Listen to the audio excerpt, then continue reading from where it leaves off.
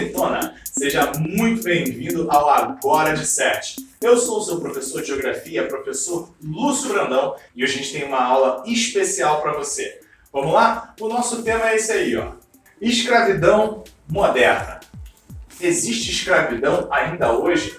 No Brasil, no mundo, existe escravidão? Enquanto a gente começa essa discussão, já deixa o seu like aqui, né? E lembrando que logo depois da minha aula, a professora Sabrina Oliveira, ela vem te ajudar a organizar esses conceitos e formar uma redação a partir daí, te orientar a formar uma boa redação a partir desse tema, que é um tema que pode aparecer nos concursos, que pode aparecer no Enem para você. Bom, o Brasil e a escravidão.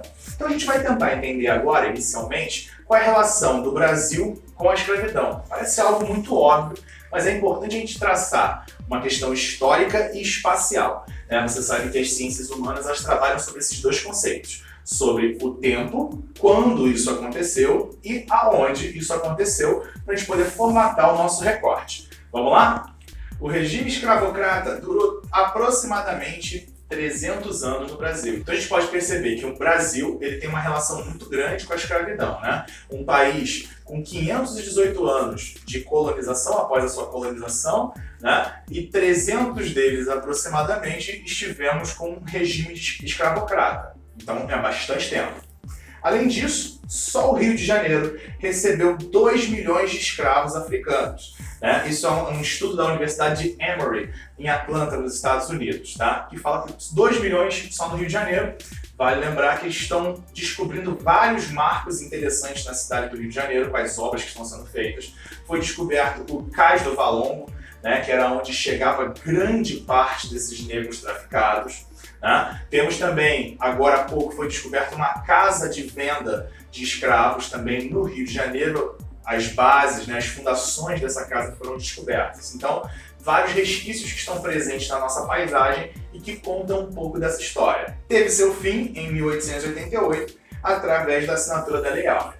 Então, foi aí que, teoricamente, a escravidão acabou no Brasil. É importante também a gente pensar o seguinte: muito se fala, muitas homenagens são rendidas à Princesa Isabel, né, que libertou os escravos. Vale lembrar que esse assunto é um assunto que daria uma nova aula para isso, mas é importante saber que os escravos não foram libertos propriamente por causa de uma questão de filantropia, porque antes eles viviam em condições sobre-humanas, senão não faria nem sentido a gente ter escravidão moderna. Eles foram efetivamente libertos porque um modelo novo de mundo já estava aí e precisava de consumidores. E quem é escravo não pode consumir, tá? Mas isso a gente fala mais à frente. Vamos lá. Então, o Brasil e a escravidão dando continuidade, a gente vai ter o seguinte.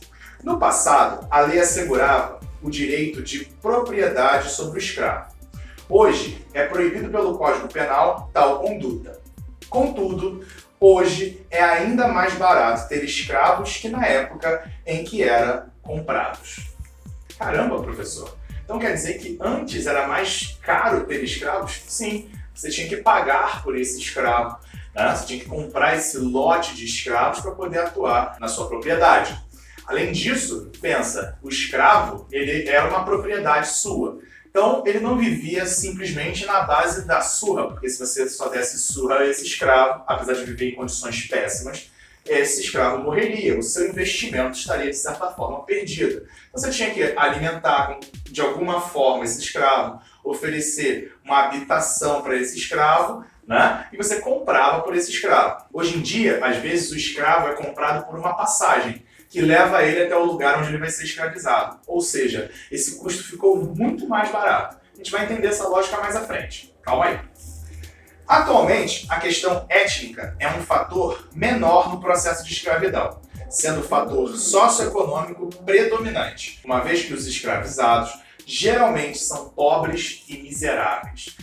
Perceba, o Brasil tem uma relação com escravidão pensando sempre no escravo negro, tá? Porém, a gente sabe muito bem que os escravos, ao longo da história humana, tiveram várias etnias. Hoje em dia, no Brasil, o escravo tanto interessa qual é a cor dele, qual é a etnia que ele é e qual é a nacionalidade dele. Basta que ele tenha uma condição de subjugado socioeconômico, né? É uma pessoa que vive uma relação de miséria, vive em condições de miséria. né? Uma pessoa que está precisando desesperadamente de alguma solução para sua vida. E é essa pessoa que vai ser usada para a escravidão, beleza? Bom, escravidão moderna. O que é? Como que a gente pode considerar? Que recorte a gente faz para considerar essa questão da escravidão moderna? Seguinte, a escravidão moderna é a relação de trabalho em que as pessoas são forçadas a exercer uma atividade contra a sua vontade, mediante formas de intimidação, como ameaças,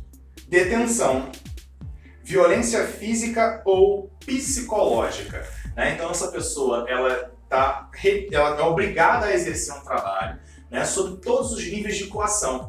A questão da violência física e psicológica também são muito importantes. Não necessariamente essa pessoa ela é agredida fisicamente, mas a pressão psicológica também é uma forma de manter alguém subjugado nessa relação que não é uma relação de trabalho, sim uma relação escrava a esse senhor, a esse dono desse comércio, que a gente vai ver vários exemplos ao longo desse vídeo. Qual o panorama que a gente encontra sobre esse assunto atualmente? Bom, 45,8 milhões de pessoas no mundo em condições de escravidão, né, segundo a fonte do Walk Free. Né, 45,8 milhões de pessoas no mundo inteiro estão escravizadas nesse momento.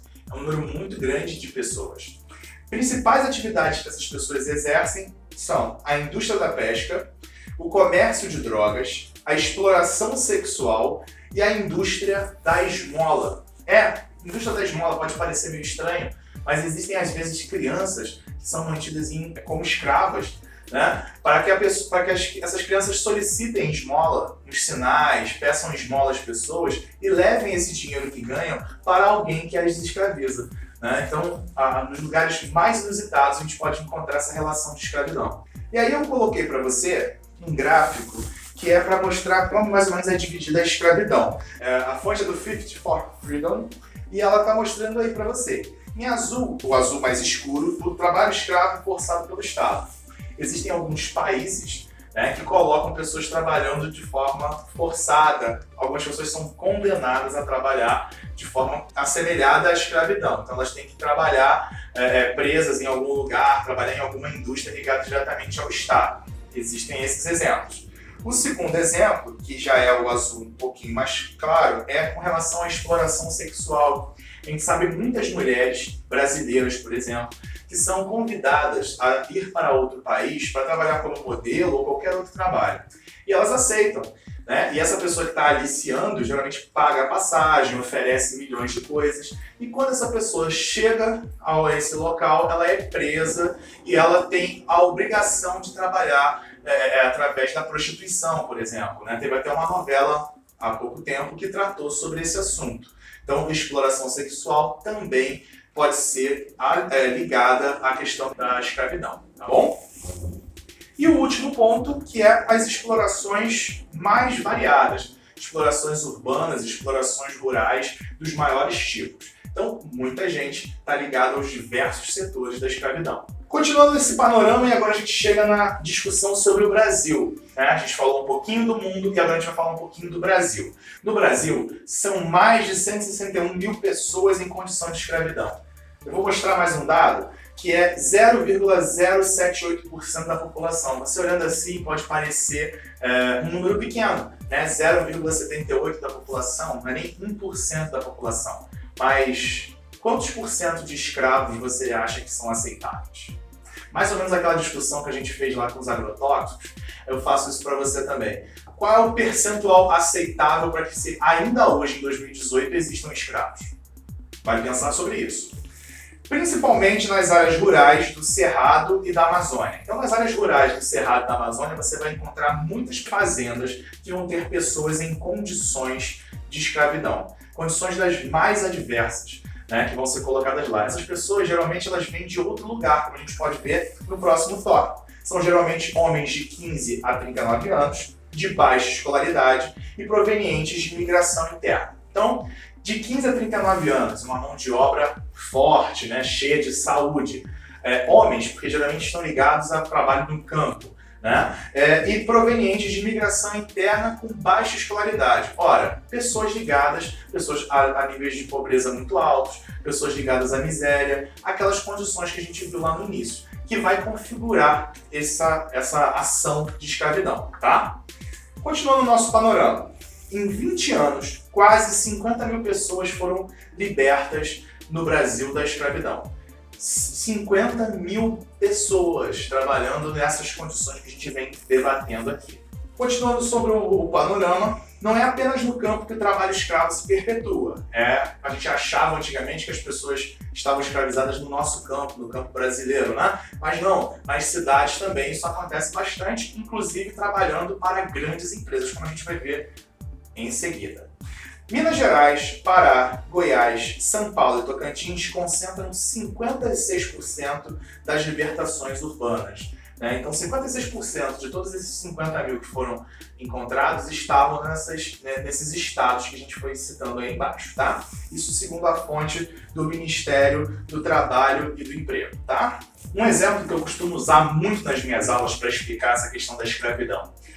Você oferece para alguém com uma família, olha, eu tenho um pedaço de terra lá em Goiás, e você pode ir lá plantar, trabalhar lá comigo plantando lá na terra. Você vai com a sua família para esse lugar porque você está numa condição de miséria e uma condição de fome. Ou seja, o dono só pagou a sua passagem para chegar até lá. Chegando lá, o dono fala assim, bom, agora você vai poder começar a trabalhar. E você vai dizer, poxa, mas eu não tenho aonde morar, não tenho onde botar a minha família. E ele vai dizer, não tem problema, eu tenho aqui umas casinhas, você pode ficar e depois no final do mês a gente desconta o valor do aluguel sem o menor problema. E aí você vai ficar lá feliz e contente, conseguiu um emprego, conseguiu uma casa. E aí você vai dizer, mas eu preciso de um adiantamento porque eu tenho que comprar comida. E geralmente essas regiões na área rural, elas já contam com um armazém da própria fazenda. E aí dizem, não, tranquilo, vai lá e pega lá no armazém que a gente depois, no final do mês, a gente desconta esse valor do seu salário. Pelo menos assim você pode começar a dar continuidade à sua vida sem menores problemas. Maravilhoso, o cenário perfeito, até que chega o final do mês, dia do pagamento. E aí quando você vai receber o seu pagamento, fala, pô, tá aqui, ó, esse é o seu valor, porém, a gente precisa descontar o aluguel e descontar o que você comprou na mercearia.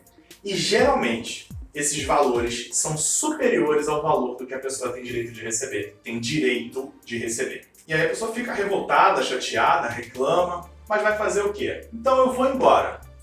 Tudo bem, você quer ir embora, você pode ir embora. Mas você só pode ir embora depois que você pagar o que você deve. Imagina uma fazenda cheia de capangas, né, que é muito comum no campo brasileiro, viver próximo aos coronéis, né, que comandam essas áreas de maneira armada. Você pode ir embora, só que você tem que pagar a sua dívida. Só que essa pessoa não tem de onde pagar essa dívida. Então ela acaba tendo que continuar de maneira forçada, sem que ela tenha que ser presa, sem que ela tenha que sofrer algum tipo de violência. Ela está ali subjugada por uma condição psicológica de que ela não pode sair dali enquanto ela não pagar o que ela deve. Ainda mais com quem tem família, fica muito mais complicada essa situação. E você sabe que não são só os escravos que sofrem com o sistema de escravidão? Pois é, agentes do Ministério do Trabalho também já sofreram vários problemas. O principal, eu vou destacar para vocês, foi a chacina de Unai, que aconteceu em Minas Gerais. Deixa eu te contar um pouquinho sobre ela.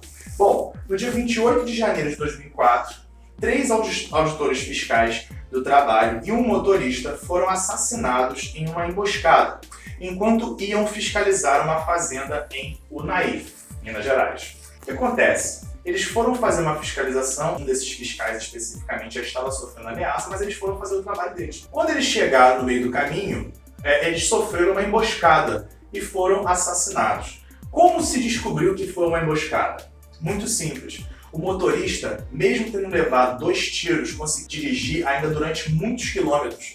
E encontrando um policial, ele contou que sofreram uma emboscada e contou quem tinha armado aquela emboscada. E foi a partir daí que ficaram sabendo o que tinha acontecido.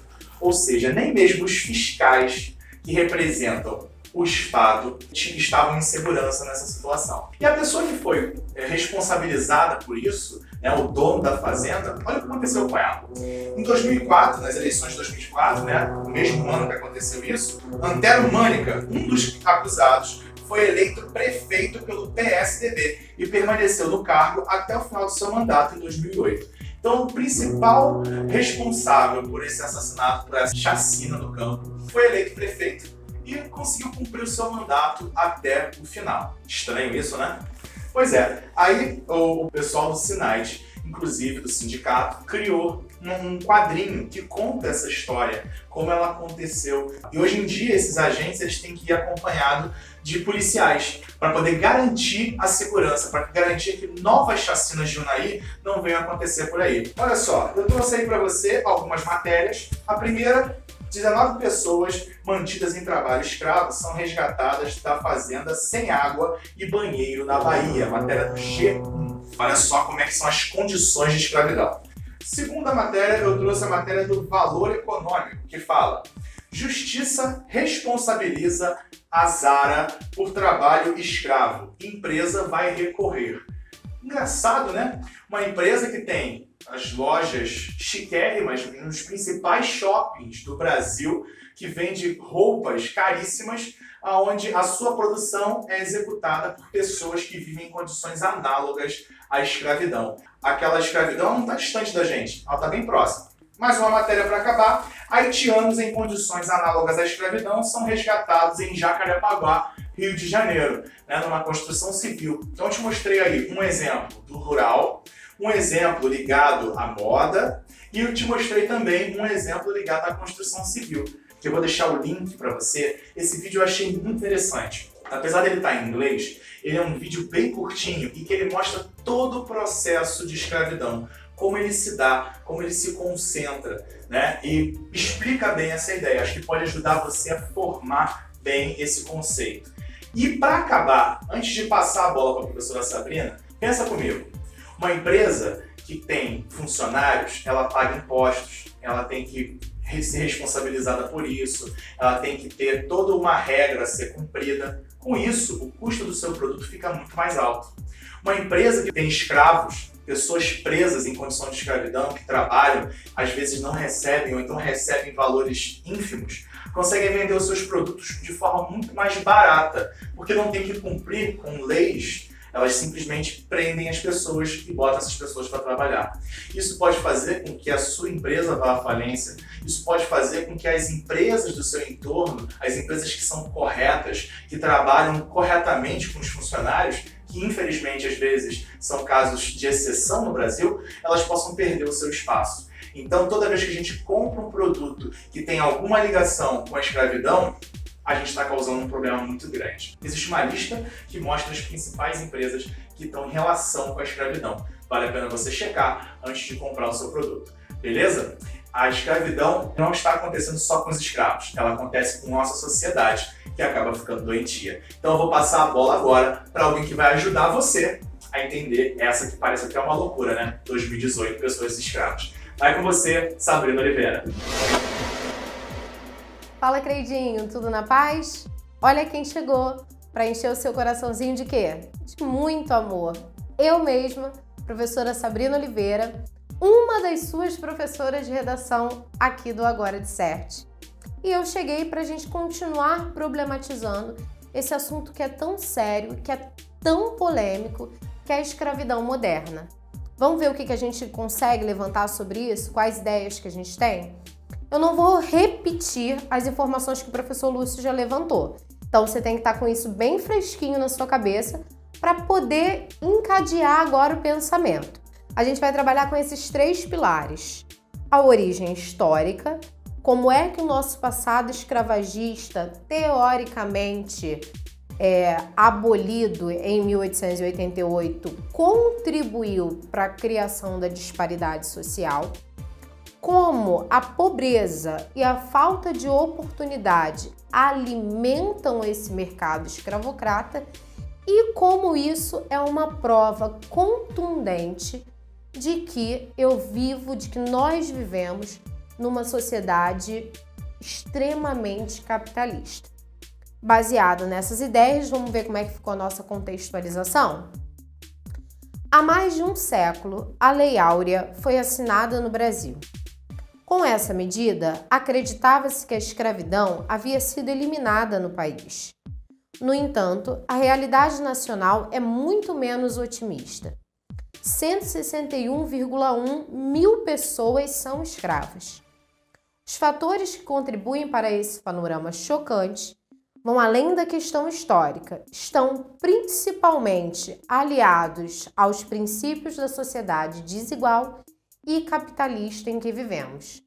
Então, eu quero que você perceba aí que eu utilizei na minha tese exatamente as ideias que nós abordamos antes. Primeiro parágrafo de desenvolvimento, a relação da escravidão moderna com o nosso passado escravagista.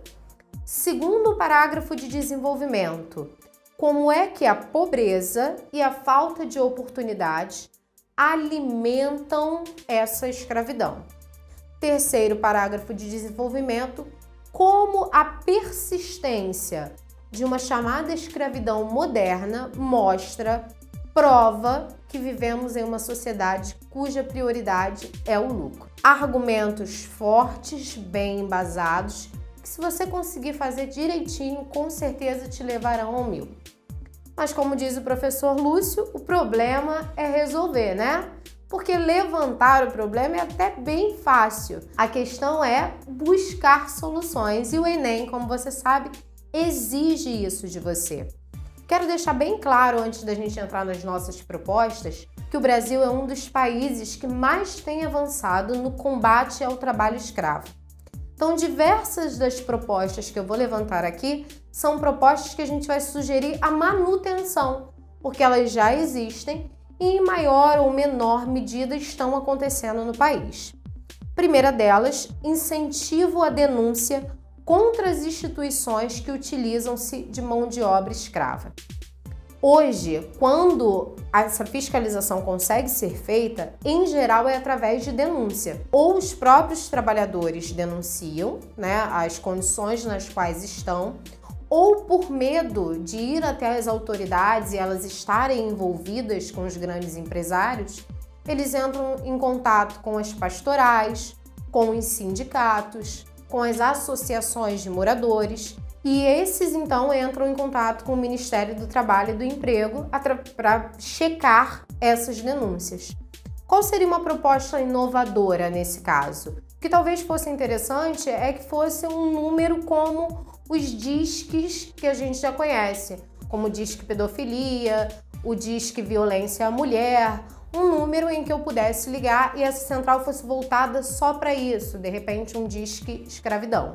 A segunda ideia é uma ideia que também já acontece, o que a gente está sugerindo é a manutenção e que seja feita de forma mais eficiente, né? A gente sabe que no Brasil, em geral, a legislação é até boa, a fiscalização é que não funciona de maneira ideal. Então a fiscalização sobre o trabalho escravo acontece, até em larga escala, mas a gente quer que isso continue acontecendo em mais operações, em mais lugares. Então, esse é o nosso segundo ponto. Fiscalização das autoridades governamentais, sempre acompanhado das forças policiais, exatamente para evitar, como o professor Lúcio disse, a repetição de casos como os de Unai. Perfeito? Terceiro ponto é o recrudescimento das penas para aliciadores e também para empresas que se utilizem de mão de obra escrava. As penas hoje já são altas, em torno de 8 anos. Essa pena aumenta ainda a metade se envolver criança ou adolescente, mas, de repente, o interessante seria recrudescer, enrijecer ainda mais. E aí eu coloquei algumas ideias. Tornar um crime inafiançável, né? E a ideia de tornar um crime imprescritível. Essa segunda ideia ela já está em votação e seria bastante interessante que ela fosse colocada em prática. Tornar um crime, né, que o cidadão não pode sair pagando fiança e que, passe os anos que forem, não será prescrito. E com uma pena ainda maior, o dobro não é o suficiente para quando envolver crianças e adolescentes. Ou ainda, quando tiver alguma outra ideia envolvida, como preconceito de gênero, preconceito de raça, de etnia, de religião, qualquer tipo de discriminação. Além disso, algumas medidas devem ser mantidas, medidas essas que já ocorrem no Brasil, e por isso eu reforço a ideia de que o Brasil já é bastante avançado no combate à escravidão, que é quando o cara é lá pego numa situação de escravidão, ele recebe, a empresa é obrigada a pagar a ele todos os direitos trabalhistas que lhe são devidos desde o momento em que ele ingressou naquela situação. Então, a manutenção disso é essencial, assim como a manutenção dos outros 2 programas, que é o acesso prioritário ao Bolsa Família e um seguro-desemprego que hoje é de 3 meses, poderia ser expandido aí para pelo menos 6 meses para trabalhadores que fossem encontrados em trabalho escravo. Além disso, como o professor Lúcio falou, o confisco de produtos que tenham mão de obra escrava, conjugado a uma ampla divulgação da lista suja. Então, eu entro lá no site do Ministério do Trabalho e do Emprego, por exemplo, e aí eu vejo lá quais são as empresas que se utilizam ou já se utilizaram de mão de obra escrava, e aí eu, como cidadão, posso escolher boicotar essas marcas. Ainda parceria entre o Ministério do Trabalho e as instituições de ensino para oferecer qualificação, para oferecer curso técnico, tanto para aquele cara que foi resgatado dessa situação, quanto para as comunidades carentes, para que eles não cheguem a essa situação. Como, infelizmente, a gente não pode sair distribuindo dinheiro para todo mundo, a gente pode pelo menos tentar capacitar o cara para que ele consiga um emprego de forma digna. Perfeito? E aí você, claro, vai escolher aí umas 2, no máximo 3 dessas ideias para montar a sua proposta de intervenção, e eu tenho certeza que vai ficar maravilhoso. Então, se você gostou do nosso vídeo de hoje, deixa o seu like. Se você ainda não se inscreveu, se inscreve aqui, ó, clica aí no vermelhão inscrever-se. Para não perder nada do nosso canal, você ativa o sininho das notificações, tá bom? A gente se vê na próxima. Um beijo!